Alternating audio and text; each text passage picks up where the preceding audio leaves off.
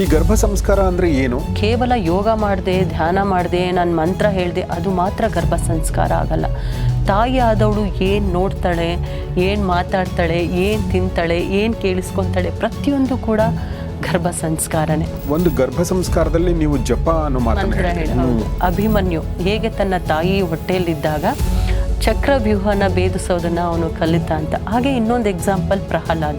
ಗರ್ಭ ಅನ್ನೋದು ಒಂದು ಸೇಕ್ರೆಡ್ ಪ್ಲೇಸ್, ಒಂದು ಪವಿತ್ರವಾದಂತಹ ಸ್ಥಳ. ಅಲ್ಲಿ ಲೈಫ್ ಇದೆ, ಕರ್ಮ ಇದೆ, ಅಂಡ್ ಡಿವೈನ್ ಎನರ್ಜಿ ಇದೆ. ಇತ್ತೀಚೆಗೆ ನಾವು ನೋಡ್ತಾ ಇದೀವಿ IVF ಸೆಂಟರ್ಗಳೆಲ್ಲ ಜಾಸ್ತಿ ಆಗ್ತಾರೆ.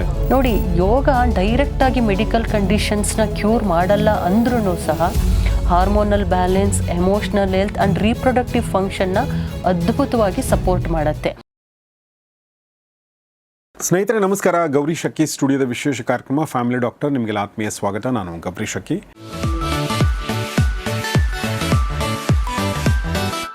ಫ್ಯಾಮಿಲಿ ಡಾಕ್ಟರ್ ಕಾರ್ಯಕ್ರಮದಲ್ಲಿ ಇವತ್ತು ನಮ್ಮೊಂದಿಗಿದ್ದಾರೆ ಕವಿತಾ KG ಅವರು. ಕಳೆದ 12 ವರ್ಷಗಳಿಂದ ಈ ಫೀಲ್ಡ್ ಅಲ್ಲಿ ಇದ್ದಾರೆ. ನೂರಾರು ಜನರಿಗೆ ಯೋಗ ಥೆರಪಿನ ಹೇಳಿಕೊಟ್ಟಿದ್ದಾರೆ ಮತ್ತು ವ್ಯಾಸ ಯೂನಿವರ್ಸಿಟಿಯಿಂದ MSc ಇನ್ ಯೋಗ ಮಾಡಿದ್ದಾರೆ. ಬಟ್ ಅವರ ವಿಶೇಷತೆ ಏನು ಅಂದರೆ, ಅವರು ಗರ್ಭಿಣಿ ಸ್ತ್ರೀಯರಿಗೆ ಯೋಗ ಹೇಳ್ಕೊಡುವಂಥದ್ದು ಅವರ ವಿಶೇಷತೆ. ಬನ್ನಿ ಅವ್ರನ್ನ ಸ್ವಾಗತಿಸೋಣ. Madam, welcome to the show. ನಮಸ್ತೆ. Thank you sir. ಈ ಒಂದು ಗರ್ಭಿಣಿ ಸ್ತ್ರೀಯರಿಗೆ ಯೋಗ ಹೇಳಿಕೊಡುವಂಥದ್ದು ಏನು, ಇದನ್ನು ಎಷ್ಟು ವರ್ಷಗಳಿಂದ ಮಾಡ್ತಾ ಇದ್ರಿ ನೀವು, ಅಥವಾ ಹೊಸದಾಗಿ ಶುರು ಮಾಡಿದ್ದೀರಾ? ಸುಮಾರು 10 ವರ್ಷಗಳಿಂದನೂ ಮಾಡಿದ್ದೀನಿ. ನಿಜ ಹೇಳಬೇಕಂತ ಹೇಳಿದರೆ, ನಾನು 2011ನಲ್ಲಿ ಪ್ರೆಗ್ನೆಂಟ್ ಆದಾಗ ಸ್ವತಃ ನಾನೇ ಇದನ್ನು ಪ್ರಾಕ್ಟೀಸ್ ಸ್ಟಾರ್ಟ್ ಮಾಡಿದೆ. ಅಲ್ಲಿಂದನೇ ಆ್ಯಕ್ಚುಲಿ ನನ್ನ ಈ ಒಂದು ಯೋಗ ಜರ್ನಿ ಸ್ಟಾರ್ಟ್ ಆಗಿದ್ದು. ಸೊ 2011ನಲ್ಲಿ ನಾನು ಕಂಪ್ಲೀಟ್ ಆಗಿರಲಿಲ್ಲ ಅನ್ಸುತ್ತೆ. ಡಾಕ್ಟರ್ ನೀನು ಸ್ಟಾರ್ಟ್ ಮಾಡು, ಏನೂ ತೊಂದರೆ ಇಲ್ಲ ಅಂತ ಹೇಳಿದರು. ಅಲ್ಲಿಂದ ಹಿಡಿದು ನಾನು 9 ಮಂತ್ಸು ಟಿಲ್ ನಾಳೆ ಡಿಲಿವರಿಯನ್ನು ತನಕನೂ ನಾನು ಯೋಗ ಪ್ರಾಕ್ಟೀಸ್ ಮಾಡಿದೆ. ಸೊ ಅಲ್ಲಿಂದ ನನಗೆ ಇದು ಶುರು ಆಗಿದ್ದು. ಸೊ ನಾನು ಯಾವತ್ತೂ ಸಹ ನನಗೆ ಅಲ್ಲಿ 9 ಮಂತ್ಸ್ ಬಂದುಬಿಟ್ಟು ನನ್ನ ಲೈಫಲ್ಲೇ ಒಂದು ಬೆಸ್ಟ್ ಪೀರಿಯಡ್ ಅಂತ ಹೇಳ್ಬೋದು. ಐ ನೆವರ್ ಎಕ್ಸ್ಪೀರಿಯನ್ಸ್ಡ್ ಒಂದು ಡಿಸ್ಕಂಫರ್ಟ್ಸ್. ಸ್ಟಾರ್ಟಿಂಗ್ ಇನಿಷಿಯಲ್ ಡಿಸ್ಕಂಫರ್ಟ್ಸ್ ಇತ್ತು ಒಂದು few weeks. But apart from that ನನಗೆ ಬ್ಯಾಕ್ ಪೇನ್ ಬರೋ ಅಂಥದ್ದಾಗಲಿ, ನಮ್ಮ ಮನೆ ಕೆಲಸಗಳು ನಾನೇ ಎಲ್ಲ ಮಾಡ್ಕೊತಾ ಇದ್ದೆ, ವಾಕ್ ಹೋಗ್ತಾ ಇದ್ದೆ, ಯೋಗ ಮಾಡ್ತಾ ಇದ್ದೆ. ಬಟ್ ಯಾವತ್ತೂ ನನಗೆ ಬ್ಯಾಕ್ ಪೇನ್ ಬರೋ ಅಂಥದ್ದಾಗಲಿ, ಬೇರೆ ಏನೇನು ಸಮಸ್ಯೆಗಳಿರುತ್ತೆ, ಸ್ಲೀಪಿಂಗ್ ಸಮಸ್ಯೆ ಇರ್ಬೋದು, ಇಂಡೈಜೆಷನ್, ಯಾವತ್ತೂ ಕೂಡ ಆಗಲಿಲ್ಲ ನಾನು. ಆ್ಯಂಡ್ ಗರ್ಭ ಸಂಸ್ಕಾರ ಕೂಡ ನಾನು ಆ ಟೈಮಲ್ಲಿ ಪ್ರಾಕ್ಟೀಸ್ ಮಾಡಿದೆ. ಸೊ ನಾನು ಮಗು ಹುಟ್ಟಿದ ಮೇಲೂ ಸಹ ನಂದು ವೆಯ್ಟ್ ಏನಿತ್ತು ಇಮಿಡಿಯೇಟ್ ನಾರ್ಮಲ್ ಆಯಿತು. ಆಫ್ಟರ್ ಡಿಲಿವರಿ ಕೂಡ ನನಗೆ ಯಾವುದೇ ರೀತಿ ಸಮಸ್ಯೆಗಳು ಬರಲಿಲ್ಲ. ಆ್ಯಂಡ್ ನನ್ನ ಮಗುವಿಗೂ ಕೂಡ ಒಂದು ತುಂಬ ಹೆಲ್ತ್ ಕೂಡ ತುಂಬಾ ಚೆನ್ನಾಗಿತ್ತು. ನಾವು ಯಾವತ್ತೂ ಒಂದು ಏನಂತ ಹೇಳ್ತೀವಿ, ವ್ಯಾಕ್ಸಿನೇಷನ್ ಅಂತ ಬಿಟ್ಟರೆ ನಾವು ಯಾವತ್ತೂ ಮಗುಗೆ ನಾವು ಹುಷಾರಿದ್ದ ಹಾಸ್ಪಿಟಲಿಗೆ ಕರ್ಕೊಂಡು ಹೋಗಿದ್ದಿಲ್ಲ. ಅವನಲ್ಲೂ ಸಹ ನಾನು ತುಂಬ ಚೇಂಜಸ್ಸು ನೋಡಿದೆ. ಸೊ ನನಗದು ತುಂಬ ಇನ್ಫ್ಲೂಯೆನ್ಸ್ ಆದೆ. ಸೊ ನಾನು ಇದೇನು ಗರ್ಭ ಸಂಸ್ಕಾರ ಅಂತ ಏನು ಹೇಳಿದೆ ಸರ್, ಅದು ನಾನು ಓನಾಗಿ ಎಕ್ಸ್ಪೀರಿಯೆನ್ಸ್ ಮಾಡಿದ್ದೀನಿ. ಡೆಲಿವರಿಗಿನ ಮುಂಚೆ ನೀವು ಹೇಗೆ ನಿಮ್ಮ ದೇಹದ ಒಂದು ಕೇರ್ ಹೆಂಗೆ ಮಾಡ್ಕೋತಿರೋ, ಡೆಲಿವರಿ ಆದ್ಮೇಲೆ ಕೂಡ ಅದು ರಿಫ್ಲೆಕ್ಟ್ ಆಗುತ್ತೆ ಅಲ್ವಾ? ಹೌದು. ಈಗ ಯೂಶುವಲಿ ಏನು ಮಾಡ್ತಾರೆ, ತುಂಬ ತಿಂತಾರೆ ಮತ್ತು ಅವ್ರನ್ನೆಲ್ಲ ತಿನ್ನಿಸ್ತಾರೆ. ಚೆನ್ನಾಗಿ ತಿನ್ಬೇಕು ಅಂತ ಹೇಳಿ ಸ್ವಲ್ಪ ಅವಶ್ಯಕತೆಗಿಂತ ಜಾಸ್ತಿನೇ ತಿನ್ನುವಂಥ ಸಾಧ್ಯತೆನೇ ಇದೆ ಅಲ್ವಾ?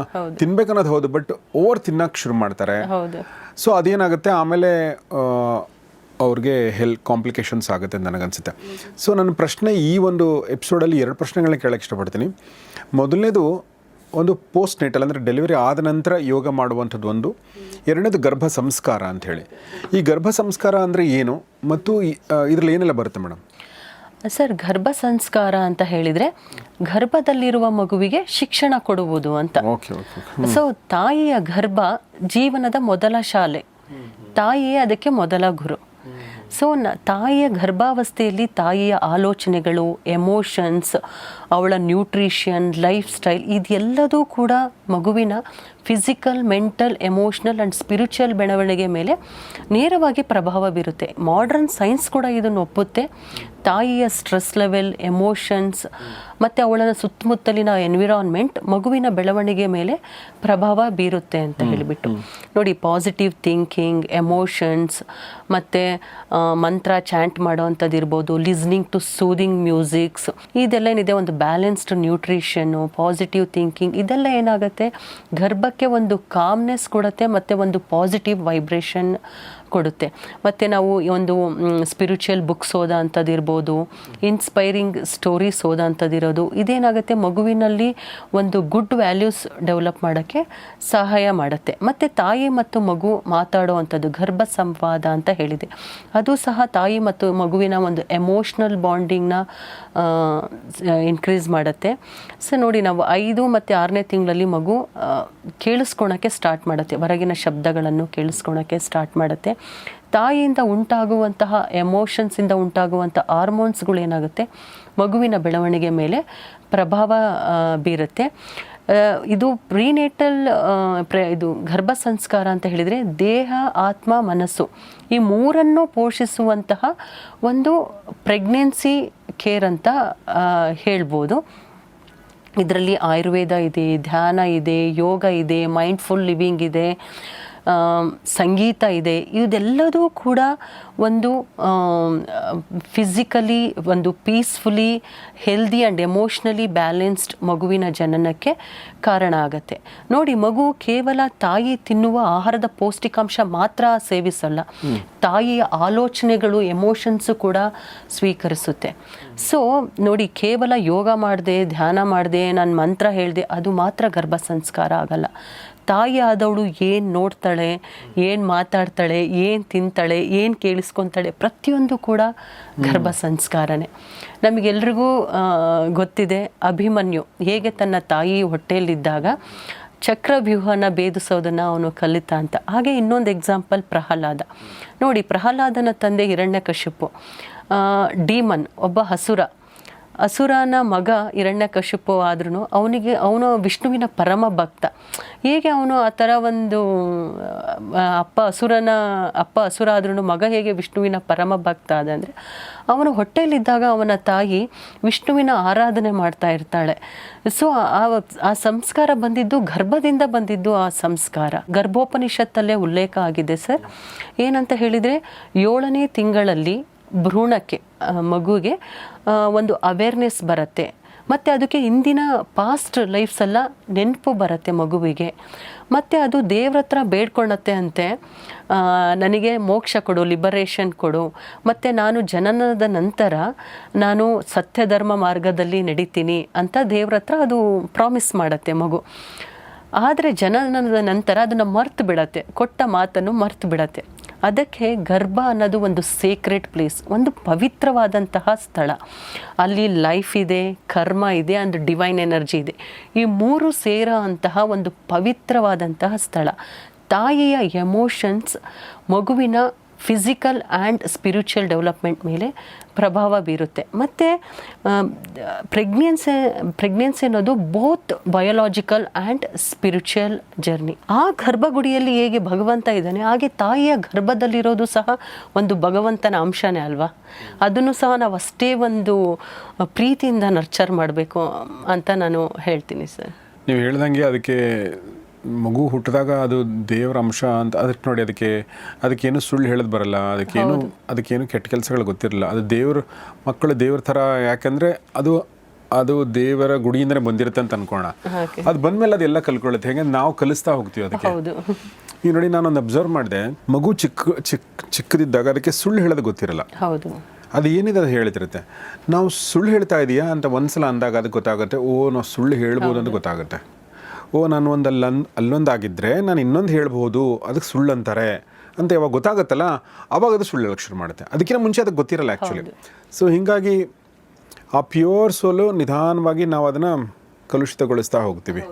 ಎಷ್ಟು ಕಡಿಮೆ ಕಲುಷಿತಗೊಳಿಸೋಕ್ಕಾಗುತ್ತೆ ಅಷ್ಟು ಮಾಡೋಣ ಅಷ್ಟೇ ಅಲ್ವಾ. ಪೂರ್ತಿ ನಾವು ಅದನ್ನು ದೇವ್ರ ಥರ ಇಟ್ಕೊಳಕ್ಕಾಗಲ್ಲ, ಯಾಕಂದ್ರೆ ನಾವು ದೇವರಲ್ಲ, ಜಗತ್ತು ಕೂಡ ದೇವರಲ್ಲ. ಸೊ ಎನಿವೆ ಮೇಡಮ್, ಈಗ ಒಂದು ಗರ್ಭ ಸಂಸ್ಕಾರದಲ್ಲಿ ನೀವು ಜಪ ಅನ್ನೋ ಮಾತನ್ನು ಹೇಳಿದ್ರಿ. ಓಮ್ ಅನ್ನೋದು ನಾವು ಯೂಶ್ವಲಿ ಅದ್ರ ಬಗ್ಗೆ ಚಾಂಟಿಂಗ್, ಸೊ ಅದು ಹೆಲ್ಪ್ ಆಗುತ್ತಾ? ಅದು ಯಾಕೆ ಅಂತಂದರೆ ತುಂಬ ಮುಖ್ಯ.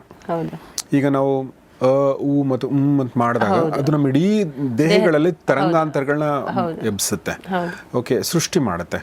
ಸೊ ಗರ್ಭಿಣಿ ಸ್ತ್ರೀ ಮಾಡಿದಾಗ ಏನಾಗುತ್ತೆ, ಅದು ಬಹಳ ಮುಖ್ಯ ಆ ದೃಷ್ಟಿಯಿಂದ ಕೇಳಿ. ತಾಯಿ ಯಾವಾಗ ಓಂ ಚಾಂಟ್ ಮಾಡ್ತಾಳೆ, ಆ ಓಂ ವೈಬ್ರೇಷನ್ ಏನಿದೆ ತಾಯಿಯ ದೇಹದ ಒಳಗಿಂದ ಮಗುವಿನಿಗೂ ಸಹ ಆ ವೈಬ್ರೇಷನ್ ತಲುಪುತ್ತೆ. ಅದು ಮಗುವಿಗೂ ಸಹ ಒಂದು ಪಾಸಿಟಿವ್ ಸಿಗ್ನಲ್ ಸೆಂಡ್ ಆಗುತ್ತೆ. ಸೊ ರಿದಮಿಕ್ ಓಮ್ ವೈಬ್ರೇಷನ್ ಏನಿದೆ ಅದು ನಮ್ಮ ಪ್ಯಾರಾಸಿಂಪಥೆಟಿಕ್ ನರ್ವಸ್ ಸಿಸ್ಟಮ್ನ ಆ್ಯಕ್ಟಿವೇಟ್ ಮಾಡುತ್ತೆ. ಅದರಿಂದ ಸ್ಟ್ರೆಸ್ ಕಡಿಮೆ ಆಗುತ್ತೆ, ಹಾರ್ಟ್ ರೇಟ್ ಕಡಿಮೆ ಆಗುತ್ತೆ ಮತ್ತು ಒಂದು ಸ್ಟೇಬಲ್ ಬ್ರೈನ್ ಪ್ಯಾಟ್ರನ್ ಡೆವಲಪ್ಮೆಂಟಿಗೆ ಸಹಾಯ ಆಗುತ್ತೆ. ಮತ್ತು ನಾನು ಹೇಳ್ದಂಗೆ 5 ಮತ್ತು 6ನೇ ತಿಂಗಳಿಂದ ಮಗು ಹೊರಗಿನ ಶಬ್ದಗಳನ್ನು ಕೇಳಿಸ್ಕೊಳಕ್ಕೆ ಸ್ಟಾರ್ಟ್ ಮಾಡುತ್ತೆ. ಸೊ ಇದು gentle and repetitive vibrations Om ಏನಿದೆ ಅದು ಏನಾಗುತ್ತೆ, ಮಗುವಲ್ಲಿ ಡೆವಲಪ್ ಆಗ್ತಿರೋ ಅಂಥ ಒಂದು ಆಡಿಟರಿ ಕಾರ್ಟೆಕ್ಸ್ನ ಸ್ಟಿಮ್ಯುಲೇಟ್ ಮಾಡುತ್ತೆ. ಇದರಿಂದ sound and memory recognisation improve ಆಗುತ್ತೆ. ನೋಡಿ, ಮಗು ಏನಾಗುತ್ತೆ, ತಾಯಿಯ ಧ್ವನಿಯಲ್ಲಿರ್ತಕ್ಕಂಥ ಭಾವನೆನ ಮಗು ಅದು ಅಬ್ಸರ್ವ್ ಮಾಡ್ಕೊಳತ್ತೆ. ಯಾವಾಗ ತಾಯಿ ಒಂದು ಪೀಸ್ಫುಲ್ ಸ್ಟೇಟಲ್ಲಿ ಒಂದು ಓಮ್ ಚಾಂಟ್ ಮಾಡ್ತಾಳೆ, ಆಗ ಮಗು ಸಹ ಒಂದು ಪಾಸಿಟಿವಿಟಿ ಆ್ಯಂಡ್ ಇದನ್ನು ಫೀಲಿಂಗ್ನ ಏನು ಮಾಡುತ್ತೆ, ಒಂದು ಸಬ್ಕಾನ್ಷಿಯಸ್ ಮೈಂಡಲ್ಲಿ ಮಗುವಿಗೆ ಆ ಪಾಸಿಟಿವಿಟಿ ಫೀಲಿಂಗ್ ಕೂರುತ್ತೆ. ತಾಯಿ ಮತ್ತು ಮಗುವಿನ ಮಧ್ಯೆ ಒಂದು ಸ್ಟ್ರಾಂಗ್ ಎಮೋಷನಲ್ ಬಾಂಡಿಂಗ್ ಕೂಡ ಇನ್ಕ್ರೀಸ್ ಆಗುತ್ತೆ ಅಂತ ಹೇಳ್ಬೋದು. ಜಪದ ಬಗ್ಗೆ ಹೇಳಿದ್ರಿ ನೀವು, ಮಂತ್ರೋಚ್ಚಾರಣೆ ಮತ್ತು ಜಪದ ಬಗ್ಗೆ ಹೇಳಿದ್ರಿ. ಇನ್ನು ಪಾಸಿಟಿವ್ ಅಫರ್ಮೇಷನ್ಗಳು ಅವು ಕೂಡ ಅಂದರೆ ಹೇಗೆ ಹೆಲ್ಪ್ ಆಗುತ್ತೆ, ಮಗುವಿನ ಬೆಳವಣಿಗೆ ಹೇಗೆ ಹೆಲ್ಪ್ ಆಗುತ್ತೆ? ಹಾಂ, ನೋಡಿ, ಮಂತ್ರ ಜಪ ಮತ್ತು ಪಾಸಿಟಿವ್ ಅಫರ್ಮೇಷನ್ ಹೇಳುವಾಗ, ಚಾಂಟ್ ಮಾಡುವಾಗ ಏನಾಗುತ್ತೆ, ನಮ್ಮ ಬ್ರೈನ್ ವೇವ್ಸ್ ಏನಾಗುತ್ತೆ ಆಲ್ಫಾ ಆ್ಯಂಡ್ ಥೀಟಾ ವೇವ್ಸ್ ಆಗಿ ಪರಿವರ್ತನೆ ಆಗುತ್ತೆ. ಅದರಿಂದ ಏನಾಗುತ್ತೆ, mind com, stable and focused ಆಗಿರುತ್ತೆ. ತಾಯಿಯ ಕಾಮ್ ಮೈಂಡ್ ಏನಾಗುತ್ತೆ, ಮಗುವಿನ ನರ್ವಸ್ ಸಿಸ್ಟಮ್ ಡೆವಲಪ್ಮೆಂಟ್ ಮೇಲೆ ಪ್ರಭಾವ ಬೀರುತ್ತೆ. ಪ್ರತಿ ಜಪ, ಅಫರ್ಮೇಷನ್, ಮಂತ್ರ ಏನಿದೆ ಅದಕ್ಕೆ ಒಂದು ಸ್ಪೆಸಿಫಿಕ್ ವೈಬ್ರೇಷನ್ ಹೊಂದಿದೆ. ಆ ವೈಬ್ರೇಷನ್ ಏನಾಗುತ್ತೆ, ನಮ್ಮ ದೇಹದ ಎನರ್ಜಿ ಸೆಂಟರ್ಸ್, ಚಕ್ರಗಳು ಅಂತ ಏನು ಹೇಳ್ತೀವಿ, ಅದ್ರ ಮೇಲೆ ಪ್ರಭಾವ ಬೀರುತ್ತೆ. ಮತ್ತು ನಾವು ದಿನ ಮಂತ್ರ ಜಪ ಚಾಂಟ್ ಮಾಡೋದ್ರಿಂದ ಕಾರ್ಟಿಸೋಲ್ ಅಂತಹ ಸ್ಟ್ರೆಸ್ ಹಾರ್ಮೋನ್ ಕಡಿಮೆ ಆಗುತ್ತೆ, ಡೊಪಮೈನ್ ಆ್ಯಂಡ್ ಸೆರೋಟಿನಿನ್ ಅಂತಹ ಹ್ಯಾಪಿ ಹಾರ್ಮೋನ್ಸ್ ರಿಲೀಸ್ ಆಗುತ್ತೆ. ಸೊ ನಾನು ಏನು ಹೇಳೋಕ್ಕೆ ಇಷ್ಟಪಡ್ತೀನಿ ಅಂದರೆ, ಒಂದು calm mind and strong body ಇಟ್ಕೊಳಕ್ಕೆ ಈ ಮಂತ್ರ ಜಪ ಇದೆಲ್ಲ ಒಂದು ಬ್ರಿಡ್ಜ್, ಸೇತುವೆ ಥರ ಸಹಾಯ ಮಾಡುತ್ತೆ. ನೋಡಿ, ನಾವು ಎಷ್ಟೋ ಸಲ ಕೇಳಿರ್ತೀವಿ, ಪ್ರತಿ ನಮ್ಮ ಎಮೋಷನ್ಸ್, ನಮ್ಮ ಥಾಟ್ಸ್ಗೆ ನಮ್ಮ ದೇಹದಲ್ಲಿರ್ತಕ್ಕಂಥ ಪ್ರತಿ ಸೆಲ್ಲು ಕೂಡ ರಿಯಾಕ್ಟ್ ಮಾಡುತ್ತೆ. ನಮ್ಮ cell made up of atoms, protons, neutron and electrons. ಮತ್ತು ನಮ್ಮ thoughts and emotions made up of energy. When you focused on energy ಅಲ್ವಾ, ನೀವು ಯಾವಾಗ ಎನರ್ಜಿ ಫೋಕಸ್ ಮಾಡ್ತೀರಾ, ಅದನ್ನು ನೀವು ಮ್ಯಾನಿಫೆಸ್ಟಿಂಗ್ ಥರ ಯಾವ ಥರ ಬೇಕಾದ್ರೂ ಯು ಕ್ಯಾನ್ ಕನ್ವರ್ಟ್. ನೀವು ಫೋಕಸ್ ಮಾಡಿಲ್ಲ ಅಂದರೆ it's just like A one wave. So ಖಂಡಿತ ಈ ಅಫರ್ಮೇಷನ್ಸ್ ಇರ್ಬೋದು, ಮಂತ್ರಗಳು ಖಂಡಿತ ಒಂದು ಪ್ರಭಾವ ಬೀರುತ್ತೆ. ಇತ್ತೀಚೆಗೆ ನಾವು ನೋಡ್ತಾ ಇದ್ದೀವಿ IVF ಸೆಂಟರ್ಗಳೆಲ್ಲ ಜಾಸ್ತಿ ಆಗ್ತಾ ಇದೆ. ಹೌದು. ಯೋಗದ ಮೂಲಕ ಈ ಸಮಸ್ಯೆನ ಕಡಿಮೆ ಮಾಡಬಹುದಾ ಅಥವಾ ಇದನ್ನು ಅಡ್ರೆಸ್ ಮಾಡಬಹುದಾ ಅನ್ನೋ ಪ್ರಶ್ನೆ. ಇನ್ಫರ್ಟಿಲಿಟಿ ಸಮಸ್ಯೆಗೆ ತುಂಬ ಕಾರಣಗಳಿದೆ. ಫಿಸಿಕಲ್ ಕಾರಣ ಇರ್ಬೋದು, ಹಾರ್ಮೋನಲ್ ಸಮಸ್ಯೆಗಳಿರ್ಬೋದು, ಲೈಫ್ ಸ್ಟೈಲ್ ರಿಲೇಟೆಡ್ ಕಾರಣಗಳಿರ್ಬೋದು. ಸೊ ಕೆಲವೊಂದು ಕಂಡೀಷನ್ಸಲ್ಲಿ ಮೆಡಿಕಲ್ ಟ್ರೀಟ್ಮೆಂಟಿಂದ ಮಾತ್ರ ಸಾಧ್ಯ. ಫೆಲೋಪಿಯನ್ ಟ್ಯೂಬ್ ಡ್ಯಾಮೇಜ್ ಇರ್ಬೋದು, ಪೆಲ್ವಿಕ್ ಇನ್ಫ್ಲಮೇಟರಿ ಡಿಸೀಸ್ ಅಂಥದ್ದು ಇರ್ಬೋದು. ಹಾಗೆ ನಾವು ಲೈಫ್ ಸ್ಟೈಲ್ ರಿಲೇಟೆಡ್ ಇಶ್ಯೂಸ್ ಅಂತ ತೊಗೊಂಡ್ರೆ too much of caffeine, alcohol, smoking, too much of stress and exposures to toxins, ಇದೆಲ್ಲದೂ ಕೂಡ ಕಾರಣ. ನೋಡಿ, ಯೋಗ ಡೈರೆಕ್ಟಾಗಿ ಮೆಡಿಕಲ್ ಕಂಡೀಷನ್ಸ್ನ ಕ್ಯೂರ್ ಮಾಡಲ್ಲ ಅಂದ್ರೂ ಸಹ hormonal balance, emotional health and reproductive ಫಂಕ್ಷನ್ನ ಅದ್ಭುತವಾಗಿ ಸಪೋರ್ಟ್ ಮಾಡುತ್ತೆ. ಸೊ ಇದು ಫರ್ಟಿಲಿಟಿಗೆ ತುಂಬ ಮುಖ್ಯವಾಗತ್ತೆ. ಮತ್ತು ಸ್ಟ್ರೆಸ್ ಹಾರ್ಮೋನ್ನ ಕಡಿಮೆ ಮಾಡಿ ಎಂಡೋಕ್ರೈನ್ ಗ್ಲ್ಯಾಂಡ್ನ ಸ್ಟಿಮ್ಯುಲೇಟ್ ಮಾಡೋದ್ರಿಂದ, especially thyroid, pituitary and ovaries, ಇವು ನಮ್ಮ ರೀಪ್ರೊಡಕ್ಟಿವ್ ಹಾರ್ಮೋನ್ಗಳನ್ನು ನಿಯಂತ್ರಿಸುತ್ತವೆ. ಮತ್ತು ಕೆಲವೊಂದು ಪೋಸಸ್ ಲೈಕ್ ಸರ್ವಾಂಗಾಸನ, ಬದ್ಧ ಕೋನಾಸನ ಆಸನಗಳು ಹಾರ್ಮೋನಲ್ ಫ್ಲೋ ಆ್ಯಂಡ್ ಓವರಿನ್ ಹೆಲ್ತ್ನ ಇಂಪ್ರೂವ್ ಮಾಡುತ್ತೆ. ಮತ್ತು ರೀಪ್ರೊಡಕ್ಟಿವ್ ಆರ್ಗನ್ಸ್ಗೆ ಬ್ಲಡ್ ಸಪ್ಲೈ ಚೆನ್ನಾಗಾಗುತ್ತೆ. ಮತ್ತು ಪೆಲ್ವಿಕ್ ಆ್ಯಂಡ್ ಹಿಪ್ಸ್ ಓಪನಿಂಗ್ ಪ್ರಾಕ್ಟೀಸಸ್ಗಳೇನಾಗುತ್ತೆ, ಫೆಲೋಪಿಯನ್ ಟ್ಯೂಬ್, ಓವರೀಸ್ ಆ್ಯಂಡ್ ಯುಟಿರಸ್ಗೆ ಬ್ಲಡ್ ಮತ್ತು ಆಕ್ಸಿಜನ್ನ ಸಪ್ಲೈ ಹೆಚ್ಚಿಸೋದ್ರಿಂದ ಅದರದ್ದು ಫಂಕ್ಷನ್ ಕೂಡ ಹೆಚ್ಚಿಸಿ ಗರ್ಭಧಾರಣೆಗೆ ದೇಹನ ಪ್ರಿಪೇರ್ ಮಾಡುತ್ತೆ. ಮತ್ತು ಕ್ರೋನಿಕ್ ಸ್ಟ್ರೆಸ್ಸು ಕೂಡ ನೋಡಿ ಒಂದು ಇನ್ಫರ್ಟಿಲಿಟಿಗೆ ತುಂಬ ಒಂದು ಮೇಜರ್ ಕಾರಣ ಅಂತ ಹೇಳ್ಬೋದು. ಸೊ ಬ್ರೀತಿಂಗ್ ಪ್ರಾಕ್ಟೀಸಸ್, ಪ್ರಾಣಾಯಾಮ, ಮೆಡಿಟೇಷನ್ ಇದೆಲ್ಲ ಏನು ಮಾಡುತ್ತೆ, ಸ್ಟ್ರೆಸ್ನ ಕಡಿಮೆ ಮಾಡೋದ್ರಿಂದ ಒತ್ತಡದಿಂದ ಉಂಟಾಗುವಂತಹ ಒಂದು ಓವುಲೇಷನ್ ಸಮಸ್ಯೆ ಏನಿದೆ ಅದು ಸಹ ಕಡಿಮೆ ಆಗುತ್ತೆ. ಮತ್ತು ಇದು PCOS ಮತ್ತು ಇರ್ರೆಗ್ಯುಲರ್ ಪೀರಿಯಡ್ಸ್ ಅಂತಹ ಸಮಸ್ಯೆಗಳನ್ನು ಕೂಡ ಸುಧಾರಿಸೋದ್ರಿಂದ ಇನ್ಸುಲಿನ್ ಆ್ಯಂಡ್ ರೀಪ್ರೊಡಕ್ಟಿವ್ ಹಾರ್ಮೋನ್ಗಳ ಒಂದು ಸಮತೋಲನದಿಂದ ನ್ಯಾಚುರಲ್ ಆಗಿ ಓವುಲೇಷನ್ ರಿಸ್ಟೋರಿಂಗ್ ಆಗತ್ತೆ. ಮತ್ತು ರೆಗ್ಯುಲರ್ ಪ್ರಾಕ್ಟೀಸಸ್ಸಿಂದ ಡೈಜೆಷನ್ ಆ್ಯಂಡ್ ಮೆಟಬಾಲಿಸಮ್ ಇಂಪ್ರೂವ್ ಆಗೋದ್ರಿಂದನ ಹಾರ್ಮೋನಲ್ ಹೆಲ್ತ್ಗೆ ಅಡ್ಡಿ ಆಗುವಂತಹ ಟಾಕ್ಸಿನ್ಸ್ನ ಎಲಿಮಿನೇಟ್ ಮಾಡೋಕ್ಕೆ ಸಂಪೂರ್ಣವಾಗಿ ಸಹಾಯ ಮಾಡುತ್ತೆ. ಮತ್ತು ನಾವು ಒಂದು 10 to 15% ಏನು ಹೇಳ್ತೀವಿ ನಾವು ಅನ್ಎಕ್ಸ್ಪ್ಲೈನ್ಡ್ ಕಂಡೀಷನ್ ಅಂತ ಹೇಳ್ತೀವಿ. ಪ್ರತಿ ಟೆಸ್ಟು ನಾರ್ಮಲ್ ಇರುತ್ತೆ, ರಿಪೋರ್ಟ್ಸ್ ನಾರ್ಮಲ್ ಇರುತ್ತೆ, 100% ಎವ್ರಿಥಿಂಗ್ ನಾರ್ಮಲ್ ಇರುತ್ತೆ. ಆದರೂ ಸಹ ಕನ್ಸೀವ್ ಆಗೋಕ್ಕೆ ಸಮಸ್ಯೆಗಳಾಗ್ತಾ ಇರುತ್ತೆ. ಇದನ್ನು ನಾವು ಅನ್ಎಕ್ಸ್ಪ್ಲೈನ್ಡ್ ಕಂಡೀಷನ್ಸ್ ಅಂತ ಹೇಳ್ತೀವಿ. ಇದಕ್ಕೆ ಕಾರಣ ಏನಂತ ನಿಖರವಾಗಿ ಗೊತ್ತಿಲ್ಲ. ಸೊ ಸಾಕಷ್ಟು ವಿಚಾರಗಳನ್ನ ಕವಿತಾ ಅವ್ರು ಹೇಳಿದರು, ಭಾಳ ಒಳ್ಳೆಯ ವಿಚಾರಗಳನ್ನ ಹೇಳಿದ್ರು. ಆ್ಯಕ್ಚುಲಿ ಹೇಗೆ ನಿಮಗೆ ಗರ್ಭ ಸಂಸ್ಕಾರ ಹೆಲ್ಪ್ ಮಾಡುತ್ತೆ, ಸಂತಾನಹೀನತೆಗೂ ಕೂಡ ಹೇಗೆ ಯೋಗ ಹೆಲ್ಪ್ ಮಾಡುತ್ತೆ ಅನ್ನೋದನ್ನು ತುಂಬ ಚೆನ್ನಾಗಿ ಹೇಳಿದರು. ಮತ್ತು ಈಗ ಕೊನೆಯದಾಗಿ ಒಂದು ಪ್ರಶ್ನೆ ಕೇಳಬೇಕು ಅನ್ಕೊಂಡು, ಈಗ ನಾವು ಪ್ರೀನೇಟಲ್ ಯೋಗದ ಬಗ್ಗೆ ಮಾತಾಡ್ತೀವಿ. ಒಂದು ಸಲ ಮಗು ಆಯಿತು ಅಂತಂದಮೇಲೆ ಮಗುನ ನೋಡ್ಕೊಳ್ಳೋದ್ರಲ್ಲಿ ತಾಯಿ ಬ್ಯುಸಿ ಆಗ್ತಾಳೆ ಅಲ್ವಾ. ಸೊ ತನ್ನನ್ನು ತಾನು ನೋಡ್ಕೊಳ್ಳೋಕ್ಕೆ ಅವಳಿಗೆ ಟೈಮೇ ಇರಲ್ಲ. ಸುತ್ತಮುತ್ತ ತುಂಬ ಇಕೋಸಿಸ್ಟಮ್ ಚೆನ್ನಾಗಿದ್ದರೆ ಒಂದು ಹಂತಕ್ಕೆ ಆಗುತ್ತೆ, ಅಥವಾ ತುಂಬ ಸ್ಪೆಷಲಿಸ್ಟ್ ವ್ಯಕ್ತಿಗಳು ನಿಮ್ಮ ಥರ ಅವ್ರಿಗೆ ಸಿಕ್ಕರೆ ಓಕೆ. ಇಲ್ಲ ಅಂದರೆ she becomes fat and she becomes uninterested in herself. ನಾನು ಹೀಗೆ ನನ್ನ ಮದುವೆ ಆಯಿತು, ನನ್ನ ಮಗು ಆಯಿತು, ಮತ್ತೇನು ನಾನು ಅಂಥೇಳಿ ಅವಳು ತನ್ನ ಒಂದು ಫಿಸಿಕಲ್ ಹೆಲ್ತ್ ಬಗ್ಗೆ ಅನ್ಇಂಟ್ರೆಸ್ಟೆಡ್ ಇನ್ ದ ಸೆನ್ಸ್ ನೋಡೋಕೆ ಚೆನ್ನಾಗಿರ್ಬೇಕು ಅನ್ನೋದು ಒಂದು, ಹೆಲ್ತ್ ಚೆನ್ನಾಗಿ ಇಟ್ಕೊಳ್ಬೇಕು ಅನ್ನೋದು ಎರಡನೇದಿರುತ್ತಲ್ಲ, ಎರಡರಲ್ಲೂ ಶಿ ಬಿಕಮ್ಸ್ ಒಂಥರ ಡಿಸ್ಇಂಟ್ರೆಸ್ಟೆಡ್ ಪ್ರೊಬ್ಯಾಬ್ಲಿ. ಸೊ ಹೀಗಾಗಿ ನನ್ನ ಒಂದು ಪ್ರಶ್ನೆ ಏನಂದರೆ, ಮಗು ಹುಟ್ಟಿದ ಮೇಲೆ ಯಾವ ಥರದ ಯೋಗ ಮಾಡಬೇಕು, ಅದ್ರ ಬಗ್ಗೆ ಏನು ಹೇಳಕ್ಕೆ ಇಷ್ಟಪಡ್ತೀರಿ? ಸರ್, ಡಿಲಿವರಿ ಆದಮೇಲೆ ಏನಾಗುತ್ತೆ, ತಾಯಿಯ ದೇಹದಲ್ಲೂ ಅನೇಕ ಬದಲಾವಣೆಗಳಾಗತ್ತೆ. ಸ್ಪೆಷಲಿ ಹೊಟ್ಟೆ ಭಾಗ ಇರ್ಬೋದು, ಬೆನ್ನು, ಇದೆಲ್ಲ ತುಂಬ ವೀಕ್ ಆಗುತ್ತೆ. ಹೊಟ್ಟೆ ಅಬ್ಡಾಮಿನಲ್ ಮಸಲ್ಸ್ ತುಂಬ ವೀಕ್ ಆಗುತ್ತೆ, ಅದರಿಂದ ಬ್ಯಾಕ್ ಪೇನ್ ಬರುತ್ತೆ. ಪೆಲ್ವಿಕ್ ರೀಜನ್ಗಳು ವೀಕ್ ಆಗ್ತಾ ಹೋಗುತ್ತೆ. ಯೋಗದ ಒಂದು ಸೂಕ್ಷ್ಮ ವ್ಯಾಯಾಮಗಳು, ಮಾರ್ಜರಿ ಆಸನ ಅಂತ ಹೇಳ್ತೀವಿ, ಸೇತುಬಂಧಾಸನ ಹೇಳ್ತೀವಿ, ಇದೆಲ್ಲ ಮತ್ತು ಪೆಲ್ವಿಕ್ ಟಿಲ್ಟ್ಸ್ ಪ್ರಾಕ್ಟೀಸಸ್ ಏನು ಮಾಡುತ್ತೆ, ನಿಧಾನವಾಗಿ ಈ ಮಸಲ್ಸ್ನ ಸ್ಟ್ರೆಂಥನ್ ಮಾಡ್ತಾ ಬರುತ್ತೆ. ಮತ್ತು ಪ್ರಾಣಾಯಾಮ, ಮೆಡಿಟೇಷನ್, ಈ ಬ್ರೀತಿಂಗ್ ಟೆಕ್ನಿಕ್ಸ್ ಏನಾಗುತ್ತೆ, ಅವ್ರ ದೇಹದಲ್ಲಿ ಒಂದು ಆಕ್ಸಿಜನ್ನ ಇದನ್ನು ಸಪ್ಲೈ ಇನ್ಕ್ರೀಸ್ ಮಾಡಿ ದೇಹಕ್ಕೆ ಒಂದು ಎನರ್ಜಿ ಕೊಡುತ್ತೆ. ಮತ್ತು ತಾಯಿಯ ದೇಹದಲ್ಲಿ ಅನೇಕ ಬದಲಾವಣೆಗಳಾಗತ್ತೆ ಅಂತ ಹೇಳಿದೆ. ಇನ್ನೊಂದು ಮತ್ತು ಅವರ ದೇಹದಲ್ಲಿ pelvic region, specially normal delivery ಕೇಸಸ್ಸಲ್ಲಿ ಇದು ನಾವು ತುಂಬ ನೋಡ್ತೀವಿ. ಒಂದು ಕೆಲವೊಂದು ಮಹಿಳೆಯರಿಗೆ ಏನಾಗುತ್ತೆ, ಪೆಲ್ವಿಕ್ ರೀಜನ್ ಇದೆಲ್ಲ ವೀಕ್ ಆಗಿರೋದ್ರಿಂದ ಒಂದು ಯೂರಿನರಿ ಲೀಕೇಜ್ ಅಥವಾ ಕಂಟ್ರೋಲ್ ಸಮಸ್ಯೆ ಬರುತ್ತೆ. ಅದೇನಾಗುತ್ತೆ, ಅವರು ಕೆಮ್ಮಿದಾಗ ಇರ್ಬೋದು ಅಥವಾ ಸೀನಿದಾಗ ಏನಿರುತ್ತೆ, ಯೂರಿನ್ ಕಂಟ್ರೋಲ್ ಮಾಡೋಕ್ಕಾಗಲ್ಲ, ಲೀಕೇಜ್ ಆಗತ್ತೆ. ಇದು ಸಹ ಕೀಗಲ್ ಮತ್ತು ಮೂಲಬಂಧ ಪ್ರಾಕ್ಟೀಸಸ್ಗಳಿಂದ ಇದನ್ನು ಸಂಪೂರ್ಣವಾಗಿ ನಾವು ಗುಣಪಡಿಸ್ಬೋದು ಅಂತ ಹೇಳ್ಬೋದು. ಸ್ಟ್ರೆಂಥನ್ ಮಾಡುತ್ತೆ, ಆ ಭಾಗದ ಮಸಲ್ಸ್ನ ಸ್ಟ್ರೆಂಥನ್ ಮಾಡೋದ್ರಿಂದ ಇದು ನಾವು ಅದು ಗುಣ ಆಗೋದು ಸುಮಾರು ಕೇಸಸ್ಗಳು ನೋಡಿದ್ದೀವಿ. ಮತ್ತು ಏನಾಗುತ್ತೆ, ಡಯಾಸ್ಟೇಸಿಸ್ ರೆಕ್ಟೈ ಅಂತ ಹೇಳ್ತೀವಿ. ಡಯಾಸ್ಟೇಸಿಸ್ ರೆಕ್ಟೈ ಅಂತ ಹೇಳಿದರೆ ಅಬ್ಡಾಮಿನಲ್ ಮಸಲ್ಸ್ ಸೆಪರೇಷನ್. ಏನಾಗುತ್ತೆ, ಹೊಟ್ಟೆ ದೊಡ್ಡದಾಗ್ತಾ, ಯುಟರಸ್ ದೊಡ್ಡದಾಗ್ತಾ ಹೋದಂಗೆ ಮಸಲ್ಸು ಮತ್ತು ಹಾರ್ಮೋನಲ್ ಚೇಂಜಸ್ ಇಂದ ಏನಾಗುತ್ತೆ, ದೇಹ ಇದು ಟಿಶ್ಯೂ ಸಾಫ್ಟನ್ ಆಗುತ್ತೆ.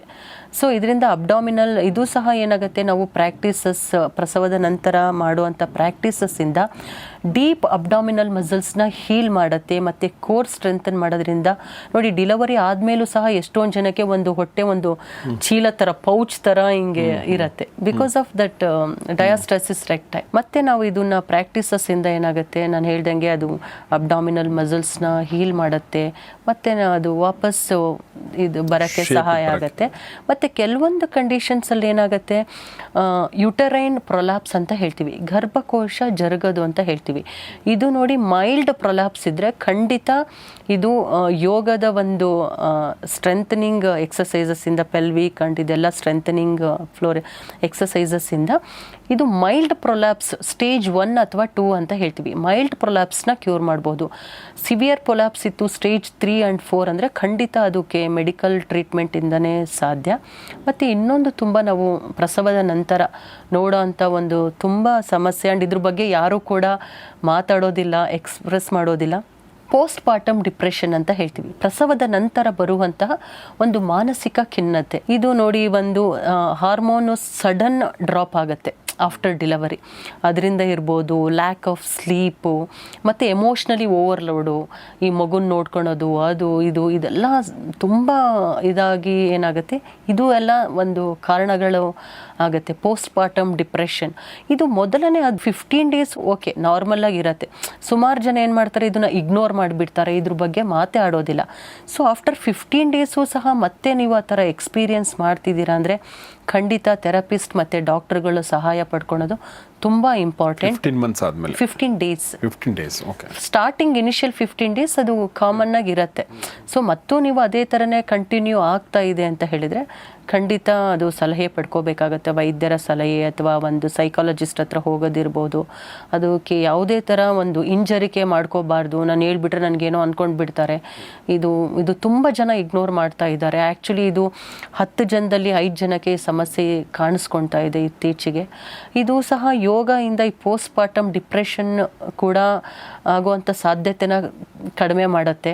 ಬಿಕಾಸ್ ಇದು ಮೆಡಿಟೇಷನ್, ಪ್ರಾಣಾಯಾಮ, ಬ್ರೀತಿಂಗ್ ಟೆಕ್ನಿಕ್ಸ್ ಇದೆಲ್ಲ ಹಾರ್ಮೋನ್ನ ಬ್ಯಾಲೆನ್ಸ್ ಮಾಡೋದ್ರಿಂದ ಈ ಥರ ಒಂದು ಸಮಸ್ಯೆಗಳನ್ನ ಸಹ ಕಡಿಮೆ ಮಾಡುತ್ತೆ. ಸೊ ನಾವು ಸುಮಾರು ವಿಚಾರಗಳನ್ನ ಇವತ್ತು ಮಾತಾಡಿದ್ವಿ, ಆದರೆ ಇದು ಎಷ್ಟು ದೊಡ್ಡ ಟಾಪಿಕ್ ಅಂದರೆ ನೀವು ಒಂದು ಹೇಳ್ತಿರ್ಬೇಕಾದ್ರೆ ನಂಗೆ ಇನ್ನೊಂದು ಪ್ರಶ್ನೆಗಳು ಬರ್ತಾನೆ ಇತ್ತು. ಸೊ ಎಲ್ಲ ಟಾಪಿಕ್ಗಳನ್ನ ಕವರ್ ಮಾಡೋಕ್ಕಾಗದೇ ಇರ್ಬೋದು. ಜೊತೆಗೆ ನೀವು ಕಿಗೆಲ್ ಎಕ್ಸಸೈಸು ಮತ್ತು ಮೂಲಬಂಧ ಅಂತ ಹೇಳಿದ್ರಲ್ಲ, ಅದ್ರ ಬಗ್ಗೆ ಇನ್ನೊಂದು ಎಪಿಸೋಡ್ ಮಾಡ್ಬೋದು ಅನ್ಸುತ್ತೆ ನಾವು. ಅದು ಬೇರೆನೇ ವಿಚಾರ ಅಲ್ವಾ?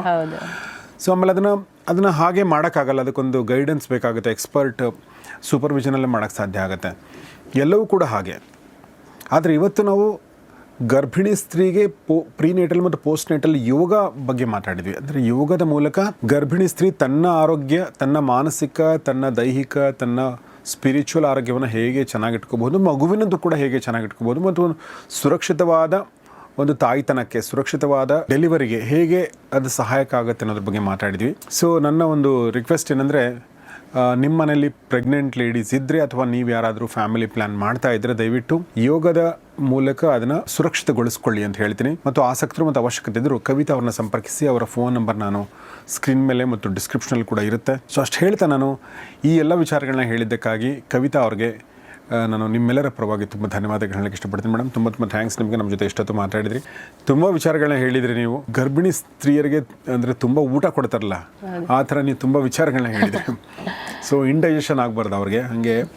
ಬಟ್ ಈ ವಿಡಿಯೋನ ದಯವಿಟ್ಟು 2 ಸಲ ನೋಡಿ ನೀವು, ಇಲ್ಲಾಂದರೆ ಒಂದೇ ಸಲ ನೋಡಿದರೆ ನಿಮ್ಮ ಮನಸ್ಸಲ್ಲಿ ಎಲ್ಲ ಕೂತ್ಕೊಳ್ಳಲ್ಲ. ಇದಕ್ಕಿಂತ ಮುಂಚೆ ಕೂಡ ಒಂದು ವಿಡಿಯೋ ಮಾಡಿದ್ದೀನಿ, ಅದನ್ನು ಕೂಡ ದಯವಿಟ್ಟು ನೋಡಿ. ಮತ್ತು ಈ ವಿಡಿಯೋನು ನಿಮ್ಮೆಲ್ಲ ಸ್ನೇಹಿತರೊಂದಿಗೆ ಶೇರ್ ಮಾಡಿ. ಮತ್ತು ಪ್ರಶ್ನೆಗಳೇನಾದರೂ ಇದ್ದರೆ ದಯವಿಟ್ಟು ಕಮೆಂಟ್ ಬಾಕ್ಸಲ್ಲಿ ತಿಳಿಸಿ. ಆ ಪ್ರಶ್ನೆಗಳಿಗೆ ನಾನು ಕವಿತಾ ಅವ್ರ ಮೂಲಕ ಉತ್ತರ ಕೊಡಿಸುವ ಪ್ರಯತ್ನವನ್ನು ಮಾಡ್ತೀನಿ. ಸೊ ಮೇಡಮ್, ತುಂಬ ಥ್ಯಾಂಕ್ಸ್ ನಿಮಗೆ ನಮ್ಮ ಜೊತೆ ಈ ಅವಕಾಶ ಮಾಡಿಕೊಟ್ಟಿದ್ದಕ್ಕೆ. ನಿಮಗೂ ಸಹ ತುಂಬ ಥ್ಯಾಂಕ್ಸ್. ಮತ್ತು ನಮ್ಮೆಲ್ಲ ವೀಕ್ಷಕರಿಗಳಿಗೂ ಕೂಡ ಧನ್ಯವಾದಗಳು. Thanks for listening. Thank you. ಕಳೆದ 12 ವರ್ಷಗಳಿಂದ ಗರ್ಭಿಣಿ ಸ್ತ್ರೀಯರಿಗೆ ಯೋಗ ಹೇಳ್ಕೊಡ್ತಿರುವಂಥ ಮತ್ತು ಆ ಮೂಲಕ ಸುರಕ್ಷಿತ ತಾಯ್ತನಕ್ಕೆ ದಾರಿ ಮಾಡಿಕೊಡ್ತಿರುವಂಥ ಕವಿತಾ ಅವ್ರ ಜೊತೆಗೆ ನಾವು ಮಾತಾಡಿದ್ವಿ. ಅವರ ಸರ್ವಿಸ್ ಪಡ್ಕೊಳ್ಬೇಕಂದ್ರೆ ಅವ್ರ ಫೋನ್ ನಂಬರ್ ಇದೆ ಅಂತ ನಾನು ಹೇಳಿದೆ. ಸೊ ಇದನ್ನು ದಯವಿಟ್ಟು ನಿಮ್ಮೆಲ್ಲ ಸ್ನೇಹಿತರೊಂದಿಗೆ ಶೇರ್ ಮಾಡಿ. ನೋಡ್ತಾರೆ ಗೌರಿ ಶಿಕ್ ಸ್ಟುಡಿಯೋ, ನೋಡ್ತಾರೆ ಫ್ಯಾಮಿಲಿ ಡಾಕ್ಟರ್ ಕಾರ್ಯಕ್ರಮ. ನಮಸ್ಕಾರ.